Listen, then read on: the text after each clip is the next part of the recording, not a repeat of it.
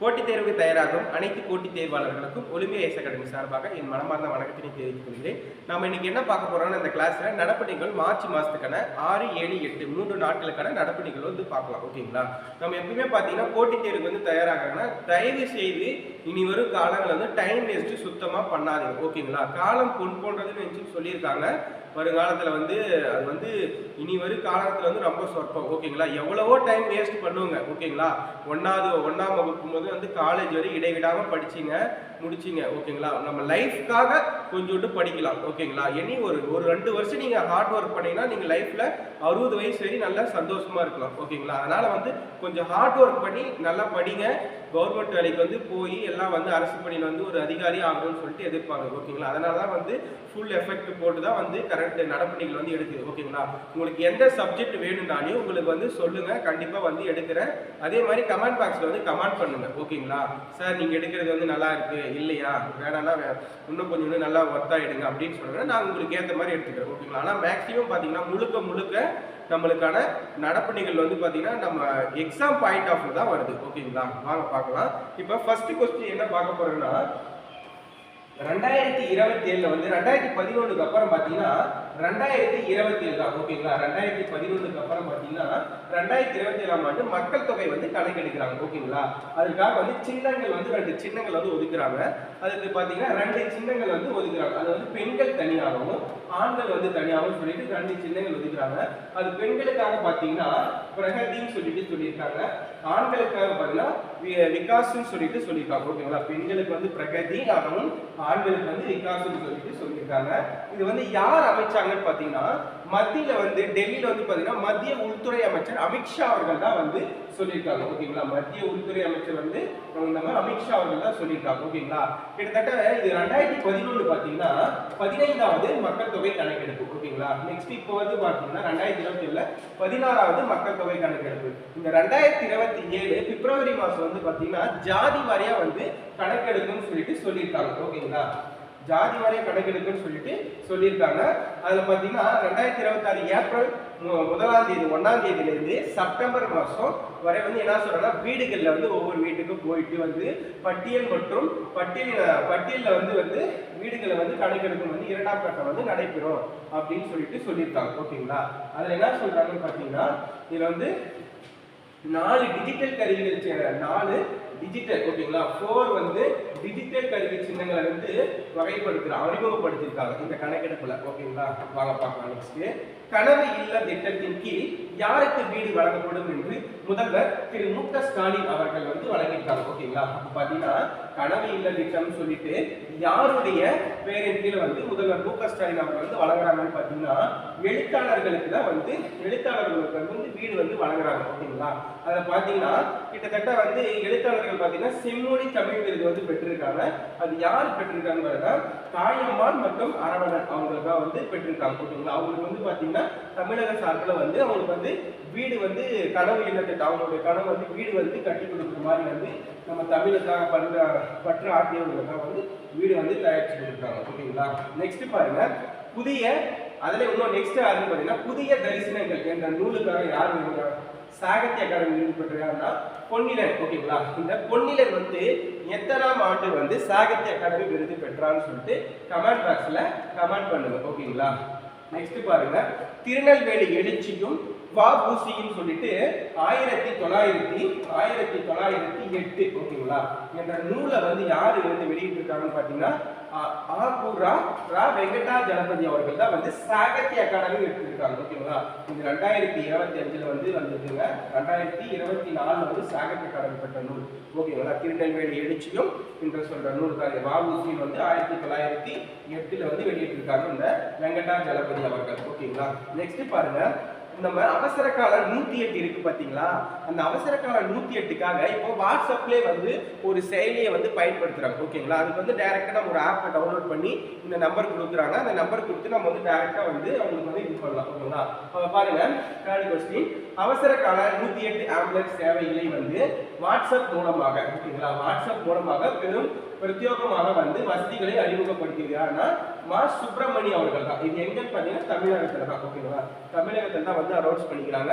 நம்ம ஒரு நம்பர், அதுக்கு கான்டாக்ட் நம்பர் அவங்க கொடுத்துருவாங்க. அந்த நம்பருக்கு வந்து நம்மளுக்கு தான் ஒரு எமர்ஜென்சினா டக்குன்னு அவங்களுக்கு ஃபோன் பண்ணலாம். ஓகேங்களா, அந்த வாட்ஸ்அப் நம்பர் பாருங்க. WhatsApp number 9944503025. ஓகேங்களா, இந்த வாட்ஸ்அப் நம்பருக்கு வந்து நீங்க வந்து ஆப்ல வந்து நம்பரை வந்து சேவ் பண்ணி வச்சுக்கோங்க. எதுக்காக யூஸ் ஆகும். ஓகேங்களா, இந்த அவசர கால ஆம்புலன்ஸ் சேவை பார்த்தீங்கன்னா எப்போ வந்து தொடங்கினாங்கன்னு பார்த்தீங்கன்னா 2008. ஓகேங்களா, 2008 வந்து ஸ்டார்ட் பண்ணியிருக்காங்க. ஓகேங்களா, 2008 வந்து ஸ்டார்ட் பண்ணியிருக்காங்க. நெக்ஸ்ட் கொஸ்டின் பாருங்க. தமிழ்நாட்டின் மகளிர் தொழில் முனைவோர்கள் மேம்பாடு திட்டத்தை தொடங்கி வைத்தவர்கள் பார்த்தீங்கன்னா தமிழக முதல்வர் திரு மு.க. ஸ்டாலின் அவர்களால் தான் வழங்கியிருக்காங்க.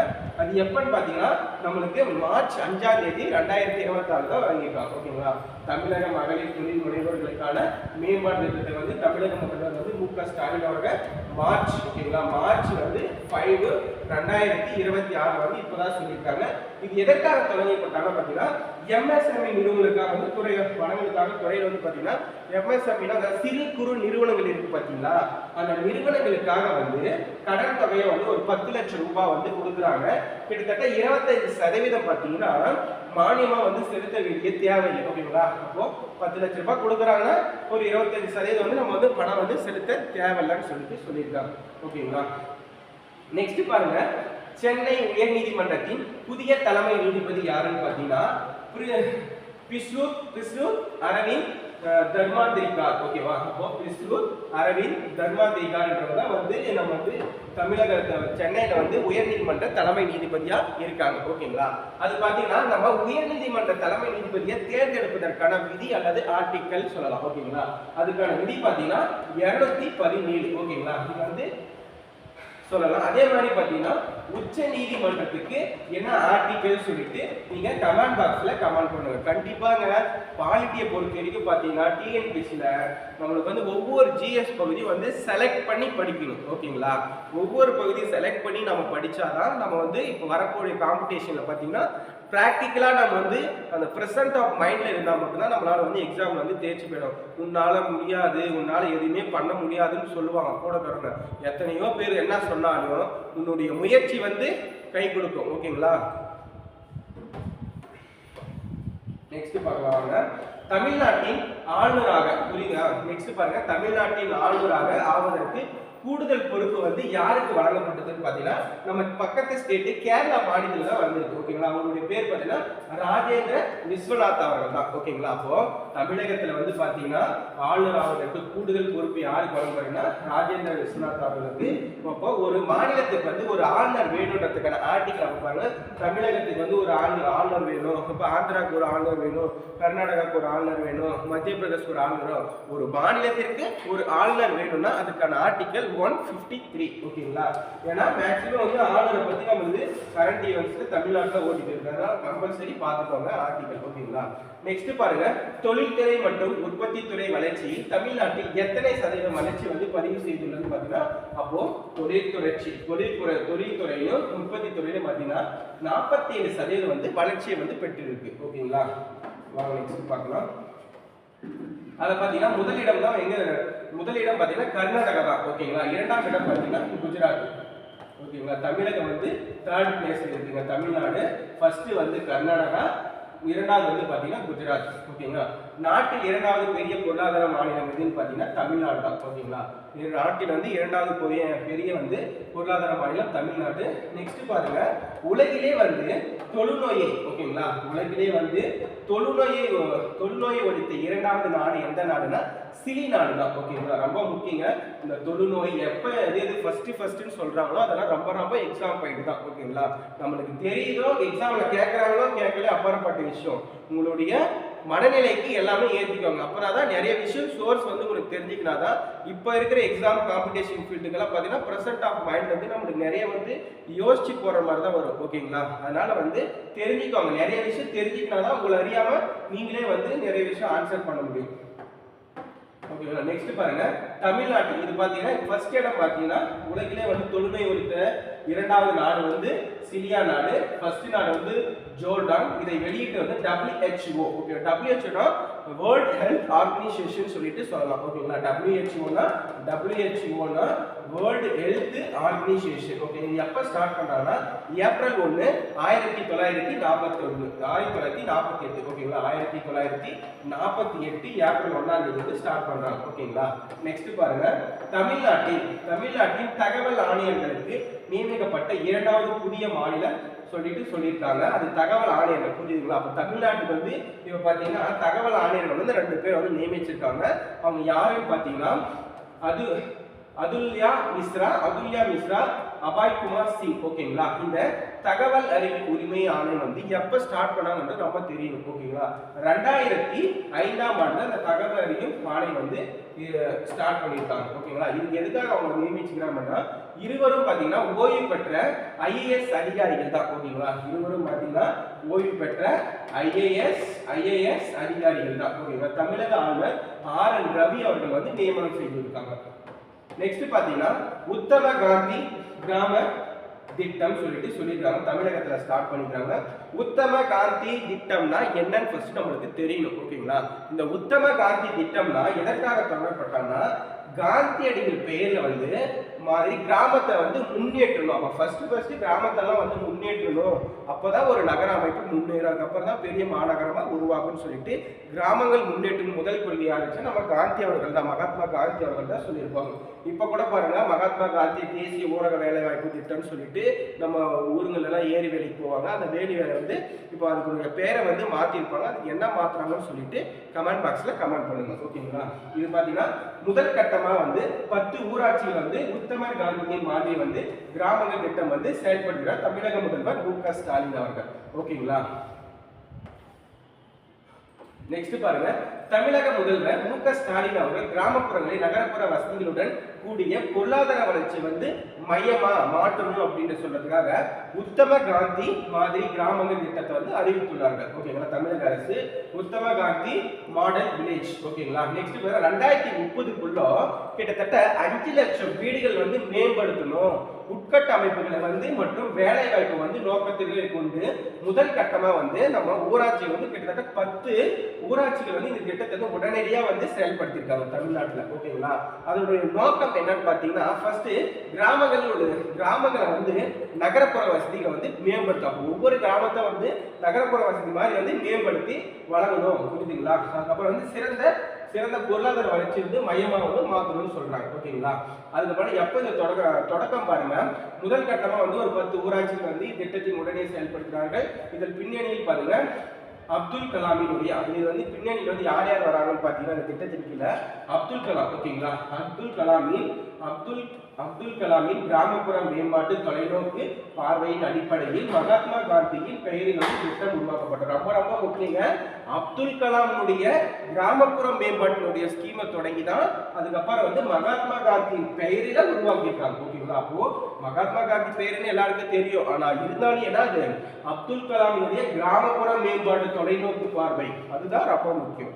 ஓகேங்களா, ஒவ்வொரு பாயிண்ட்டும் நல்லா வாசிச்சாதான் உங்களுக்கு தெரியும். ஓகேவா, நெக்ஸ்ட் பாருங்க, இதனுடைய சிறப்புகள் பாத்தீங்கன்னா கிராமப்புறத்துல வந்து வாழ்வாதாரத்தை வந்து ஏற்படுத்துறதுக்காக தான் இது வந்து திட்டம் கொண்டு வந்திருக்காங்க. ஓகேங்களா, கிராமப்புறத்தினுடைய வாழ்வாதாரத்தை வந்து ஏற்படுத்துறதுக்காக கொண்டு வந்திருக்காங்க.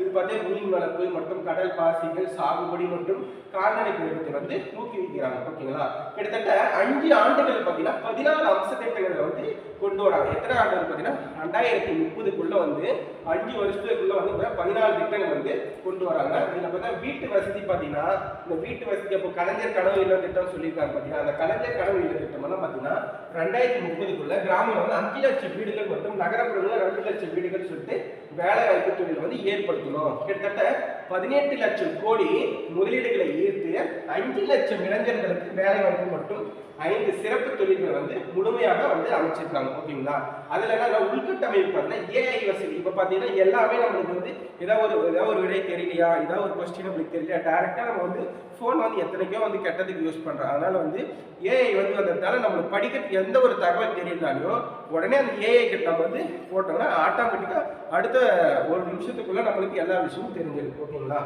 பாருங்க, உள்கட்டமைப்பு ஏஐ தொழில்நுட்பம் மூலமாக சாலை விபத்துகளை குறைத்தல், நவீன தினக்கழிவு மேலாண்மை மற்றும் அனைத்து ஊராட்சிகளும் அடிப்படை உள்கட்டமைப்புகளை மேம்படுத்துதல். ஓகேங்களா? அதுக்கப்புறம் பாத்தீங்கன்னா கல்வி சுகாதாரத்தில் என்ன சொல்லியிருக்காங்கன்னா, கல்வியில் பின்தங்கியுள்ள சமூகத்தினருக்கு சிறப்பு பயிற்சிகள் மற்றும் உயர் சிகிச்சைகளுக்கான சிறப்பு முகாம்கள் வந்து திட்டத்தில் வந்து என்ன சொல்றேன்னா திராவிட மாடல். ஓகேங்களா? திராவிட மாடல் 2.0 இந்த ஆட்சியின் கீழ் தான் வந்து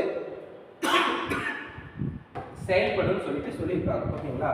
இது 2030க்குள்ள வந்து தமிழகத்திலிருந்து கிராமப்புறம் வந்து முழுமையா வந்து மேம்படுத்தப்படும் அப்படின்னு சொல்லியிருக்காங்க. இந்த இந்தியாவுக்கே ரோல் மாடல் எதுன்னா தமிழ்நாடு தாங்க. புரியுதுங்களா? ஃபர்ஸ்ட் அந்த அரசியல் ஸ்டார்ட் பண்ணதுலையும் சரி எல்லாத்துக்கும் சரி இந்திய தேசிய காங்கிரஸ் செஞ்சுன்னா 1885 வந்து ஏஓ ஹிம் ஸ்டார்ட் பண்ணிக்குவாங்க. ஆனா கட்சியிலன்னு பாத்தீங்கன்னா அதுக்கப்புறம் நல்ல மேம்பாடு திட்டத்தை வந்து ஒவ்வொரு மக்களுக்காக வந்து போய் சேரணும்னு சொல்லிட்டு தென்னிந்திய நல உரிமை சங்க நீதி கட்சியின் சார்பாக தான் ஒவ்வொன்றும் வந்து இந்த இந்தியாக்கே ரோல் மாடல் தமிழ்நாடு தான். ஓகேங்களா? பார்க்கலாம். நெக்ஸ்ட் பாருங்க, 16 வயதுக்கு உட்பட்டவர் வந்து சமூக வலைதளங்களை வந்து பயன்படுத்த தடை விதித்த மாநிலம். ஓகேங்களா? இப்போ நம்ம இந்தியாவில் பார்த்தீங்கன்னா 16 வயசுல வந்து சமூக வலைதளங்களை வந்து பயன்படுத்தக்கூடாது, பசங்க எல்லாம் கெட்டு போறாங்க. அதனால வந்து 16 வயசுக்குள்ள வந்து யாருமே வந்து ஃபோன் யூஸ் பண்ணக்கூடாது. அப்படி ஃபோன் யூஸ் பண்ணா வந்து அவங்க வழக்கு தொடருவாங்க அப்படின்னு சொல்லியிருக்காங்க. எந்த மாநிலம் பார்த்தீங்கன்னா கர்நாடக மாநிலம். ஓகேங்களா? கிட்டத்தட்ட 17 முறை வந்து கர்நாடகாவுடைய நிதியமைச்சர் தான் இதை வந்து அனௌன்ஸ் பண்ணிக்கிறார். இந்த 16 வயசுக்குள்ளவர் வந்து யாரும் ஃபோன் யூஸ் பண்ண போறாங்க, ஃபோன் யூஸ் பண்ணக்கூடாது. அது யார் அந்த நிதியமைச்சர்னா சித்தராம் ஐயா. ஓகேவா? சித்தராம் ஐயா அவர்கள் தான் வந்து சொல்லியிருக்காங்க. ஓகேங்களா? அதே மாதிரி பார்த்தீங்கன்னா உலகிலே முதல் வந்து 16 வயது சிறுவருக்கு வந்து சமூக ஊடகங்களை வந்து தடை செய்துள்ள நாடு எதுன்னு பார்த்தீங்கன்னா ஆஸ்திரேலியா நாடு. ஓகேங்களா? அப்போ நம்ம இந்தியாவில் முதல்ல 16 வயசுன்னு பார்த்தீங்கன்னா கர்நாடகா. ஓகேங்களா? யார் அனௌன்ஸ் பண்ணதுன்னா சித்தராம் ஐயா. ஓகேங்களா? கிட்டத்தட்ட 17 முறை நிதியமைச்சர் வந்துருக்காங்க. ரொம்ப முக்கியமான 17 முறை நிதியமைச்சர் வந்துருக்காரு. ஓகேங்களா? அதில் பார்த்தீங்கன்னா உலகிலே வந்து முதல் முறையாக வந்து 16 வயது வந்து சிறுவர் வந்து ஊடகத்தை வந்து தடை செய்யறதுனால வந்து ஆஸ்திரேலியா. அதுக்கும் கீழே வந்து ஒரு நாடு வந்திருக்கு. ஓகேங்களா? நம்ம இந்தியாவில் தான் வந்திருக்கு. எங்கன்னு பார்த்தா நம்ம பக்கத்து ஸ்டேட்டு ஆந்திர பிரதேசம் தான். ஓகேங்களா? 13 வயது. ஓகேங்களா? 13 வயசு வந்து குறைவாக வந்து சிறார்கள் வந்து சமூக ஊடக வலைதளங்களை வந்து பயன்படுத்தக்கூடாது அப்படின்னு சொல்லியிருக்காங்க. ஓகேங்களா? எத்தனை வயசு? 13 வயசு. 13 வயது இருக்கிற வந்து சிறார்கள் மற்றும் சமூக வலைதளங்களை வந்து பயன்படுத்த தடை வைத்த மாநிலம் வந்து ஆந்திர பிரதேசம். ஓகேங்களா? ஆந்திர பிரதேசத்தின் முதல்வர் யார் பார்த்தீங்கன்னா சந்திரபாபு நாயுடு அவர்கள் தான் அனௌன்ஸ் பண்ணிக்கிறாங்க. ஓகேங்களா? அதுக்கப்புறம் பாருங்க, நெக்ஸ்ட் பாருங்க,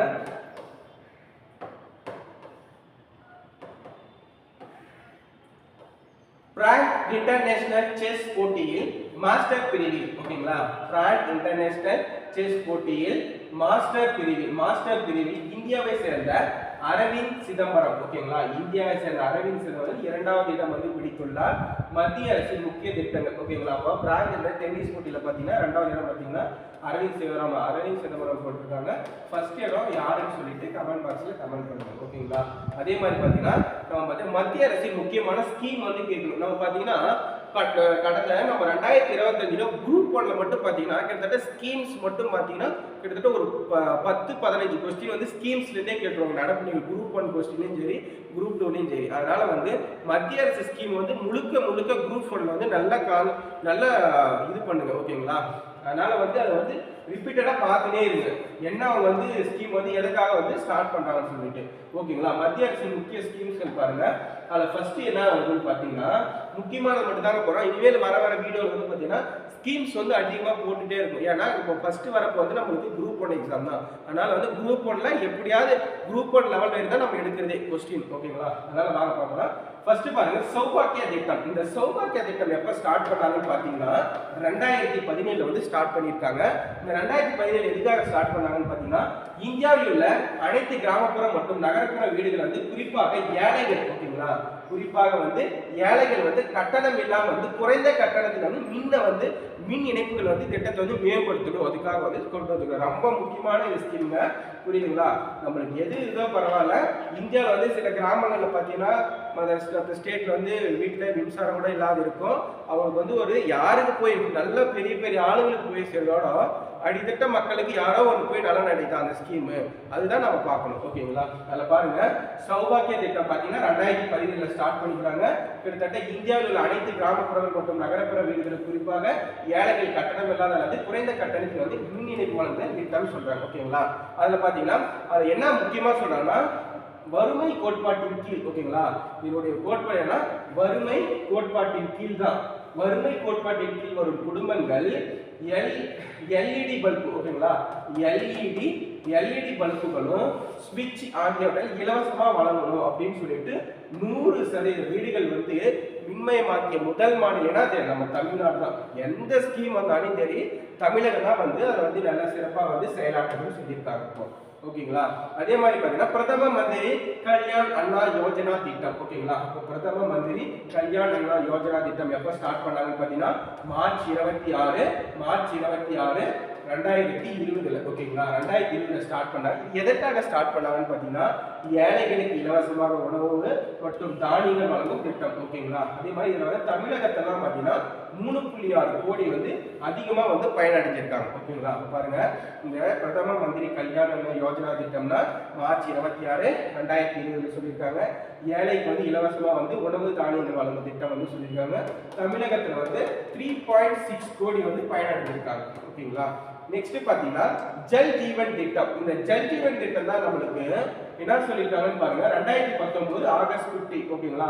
2019 ஆகஸ்ட் 15 அனைத்து கிராமங்களில் குடிநீர் குழாய்கள் அமைத்தல். நம்ம பாத்தீங்கன்னா இப்போ நம்ம ஊருங்க எல்லாம் பாத்தீங்கன்னா இந்த ப்ளூ கலர் ஹோஸ் போட்டு சின்னசா ஒரு பைப் போட்டு நம்மளுக்கு எல்லா கிராமத்திலும் இப்போ வந்து மேக்ஸிமம் ஒவ்வொரு வீட்டுக்கா வந்து தனித்தனியா வந்து குடிநீர் வசதி வந்து வழங்கியிருக்காங்க. அந்த ஸ்கீம் பேர் என்னன்னா நம்மளுக்கு என்ன பயன்படுத்துறோமோ, நம்ம அன்றாட வாழ்வில் என்னென்ன பயன்படுத்துறோமோ என்னென்ன ஸ்கீம் வந்து ஃபர்ஸ்ட் தெரிஞ்சுக்கணும். ஓகேங்களா? அது வந்து நம்ம குடிநீர் வசதி தான். அது என்ன ஜல் ஜீவன் திட்டம். ஓகேங்களா? ஜல் ஜீவன் திட்டம்னா நம்ம குடிநீருக்கு வந்து ப்ளூ கலர் பைப் போட்டு நம்ம வீட்டில் வந்து வச்சிருக்காங்க. ஒவ்வொரு வீடு தனித்தனியாக கொடுத்துருந்தா தெரியணும். அது போயிட்டு நீங்க யாரும் ஃப்ரெண்ட்ஸ் இருக்கிறாங்கன்னா அப்போ சொல்லக்குள்ள ஊர்ல இருக்கிறவங்களுக்கு யாருக்கும் தெரியாது இது எதற்காக போட்டாங்கன்னு சொல்லிட்டு. ஓகேங்களா? அப்போ போய் நீங்க வந்து சொல்லலாம், இது இல்லப்பா, இது மத்திய அரசு கொடுத்தாங்க ஜல் ஜீவன் திட்டம்னு சொல்லிட்டு 2019 ஸ்டார்ட் பண்ணாங்க. இது மாதிரி இந்தியாவில் எல்லா மாநிலத்திலும் வந்து ஸ்டார்ட் பண்ணிக்கிறாங்க அப்படின்னு சொல்லிட்டு சொல்லலாம். ஓகேங்களா? அது நெக்ஸ்ட் பாத்தீங்கன்னா உஜ்வாலா. என்னது? உஜ்வாலா திட்டம் சொல்லிட்டு சொல்லலாம். இது எப்பனா மே 1 2016. இது பாத்தீங்கன்னா எல்பிஜி வழங்குறது. எல்பிஜி கேஸ் இருக்கு பாத்தீங்களா, அந்த கேஸ் வந்து வழங்குறதுக்காக தான் வந்து இந்த மே 1 2016 உஜ்வாலா திட்டம். நெக்ஸ்ட் பாத்தீங்கன்னா பிரதம மந்திரி ஆவாஸ் யோஜனா திட்டம். அது எதற்காக பாத்தீங்கன்னா நகரப்புறங்கள்ல இருக்கிற வீடுகள் வந்து கட்டுதலுக்காக உருவாக்கணும். புரியுதுங்களா? அப்போ நகரப்புறங்கள்ல வந்து வீடு கட்டுறவங்களுக்கு வந்து அவங்களுக்காக ஒரு இதை வந்து உருவாக்கணுன்றதுக்காக இந்த உஜ்வாலா பிரதம மந்திரி ஆவாஸ் யோஜனா திட்டம். ஓகேங்களா? பிரதம மந்திரி ஆவாஸ் யோஜனா திட்டம் வந்து நகரப்புறங்களில் வீடுகள் கட்டுதலுக்காக உருவாக்கப்பட்டது ஜூன் 25, 2015. ஓகேங்களா? நெக்ஸ்ட் பாருங்க, பிரதம மந்திரி ஜீவன் ஜோதி பீமா யோஜனா ஆயுள் காப்பீடு திட்டம். அப்படின்னா பாருங்க, இது ஆயுள் காப்பீடு திட்டத்திற்காக வந்து இந்த பிரதம மந்திரி ஜீவன் ஜோதி பீமா யோஜனா திட்டம் சொல்றாங்க. இது வந்து பாத்தீங்கன்னா 2015 மே 9. ஓகேங்களா? மே 9 ஸ்டார்ட் பண்ணிருக்காங்க. நெக்ஸ்ட் பார்க்கலாம், பிரதம மந்திரி சுரக்ஷா பீமா யோஜனா திட்டம் தொடங்கப்பட்ட ஆண்டு பாத்தீங்கன்னா இதுவும் 2015 தான். ஓகேங்களா? 2015 மே 9 விபத்துகள் வந்து காயம் அடைஞ்சிருக்காங்க பத்தி அவங்களுக்காக வந்து காப்பீடு திட்டம் வழங்குறதுக்கு தான் இவங்க ஸ்டார்ட் பண்றாங்க. ஓகேங்களா? நெக்ஸ்ட் பாத்தீங்கன்னா அடல் ஓய்வு திட்டம் எப்பன்னா மே 9 2015. இந்த அமைப்பு வந்து தொழிலாளர்களுக்காக உருவாக்கப்பட்டது இந்த அடல் ஓய்வு திட்டம். ஜன்தன் திட்டம் சொல்லிட்டு 2014 ஆகஸ்ட் 28 உருவாக்கிறாங்க. அனைவருக்கும் வந்து வங்கி கணக்கு வந்து உருவாக்கணும், அதுக்காக வந்து இந்த ஜன்தன் திட்டம் சொல்லிட்டு உருவாக்கியிருக்காங்க. ஓகேங்களா? நெக்ஸ்ட் பாருங்க, தமிழக அரசால் உருவாக்கப்பட்ட தொடங்கப்பட்ட திட்டங்கள். ஓகேங்களா? அப்ப தமிழக அரசு இந்தியாவில் நமக்கு தெரிஞ்சு நம்ம குரூப் 4 குரூப் 2 லெவலுக்கு பார்த்தீங்கன்னா தமிழக அரசு திட்டங்கள் நிறைய தெரியும். ஓகேங்களா? அப்ப தமிழக அரசு திட்டங்கள் பார்த்தீங்கன்னா தமிழக அரசு திட்டங்கள் பார்த்தீங்கன்னா முதல்வர் மருந்தக திட்டம் வந்து எப்ப தொடங்கப்பட்டாங்கன்னு பாருங்க. பிப்ரவரி முதல்வர் மருந்தகம் தொடங்கப்பட்டது 2025 பிப்ரவரி 24 தான் இந்த முதல்வர் மருந்தக திட்டம் வந்து தொடங்கினாங்க. ஓகேங்களா? இப்போ நம்ம சைடு கூட பாருங்க எல்லா இடத்துலயும் வந்து ஒரு 5 கிலோமீட்டர்ஸ் 10 கிலோமீட்டர் டிஸ்ட்ரிக்ட் கிட்டத்தட்ட ஒரு 10 ஒரு ஸ்டார்டிங் வந்து அதை அனௌன்ஸ் பண்ணதுல ஒரு 1000 மருந்தகங்கள் வந்து எல்லா டிஸ்ட்ரிக்ட்லயும் டிஸ்ட்ரிபியூட் பண்ணணும்னு சொல்லிட்டு எல்லா டிஸ்ட்ரிக்ட்லயும் இருக்கு. நம்ம பகுதியில் கூட இருக்கும் முதல்வர் மருந்தகம்னு சொல்லிட்டு பாருங்க. மற்ற பொருட்களோட வந்து ஒரு குறிப்பிட்ட ரூபாய் வந்து குறைவா தான் இருக்கும். ஓகேங்களா? அதனால பயனடைங்க. எல்லாரும் வந்து போங்கன்னு சொல்லிட்டு சொல்லல, முடியாதவங்க கிட்ட இந்த மாதிரி இந்த ஸ்கீம் இருக்கு, அவங்களுக்கு வந்து பயனடை வகையில் வந்து நீங்க சொல்லிடுங்க. ஓகேங்களா? நெக்ஸ்ட் பாருங்க கலைஞர் கைவினை திட்டம். கலைஞர் கைவினை திட்டம் பார்த்தீங்கன்னா ஏப்ரல் 19 2025 சொல்லியிருக்காங்க. நெக்ஸ்ட் பார்த்தா ஊட்டச்சத்து உறுதி திட்டம் வந்து மே 21 2022 ஸ்டார்ட் பண்ணியிருக்காங்க. திறன்மிகு வகுப்பறை திட்டம் பார்த்தீங்கன்னா ஜூன் 14 2024. இந்த திறன்மிகு வகுப்பறை திட்டம் பார்த்தீங்கன்னா நம்ம நார்மலா எல்லா ஸ்கூல்லையும் கவர்மெண்ட் ஸ்கூல்ல வந்து பார்த்தீங்கன்னா தொடக்கப்பள்ளிகளில் வந்து ஆரம்ப ஸ்கூல் பள்ளியில் வந்து பார்த்தீங்கன்னா ஸ்மார்ட் போர்ட் திட்டத்தை வந்து கொண்டு வரதா அதான் வந்து சொல்லியிருக்காங்க. ஓகேங்களா? அடுத்து பாருங்க நடப்போம் நலம் பெறும் திட்டம்னு சொல்லிட்டு 2023 வந்து ஸ்டார்ட் பண்ணியிருக்காங்க. ஓகேங்க, நவம்பர் 4.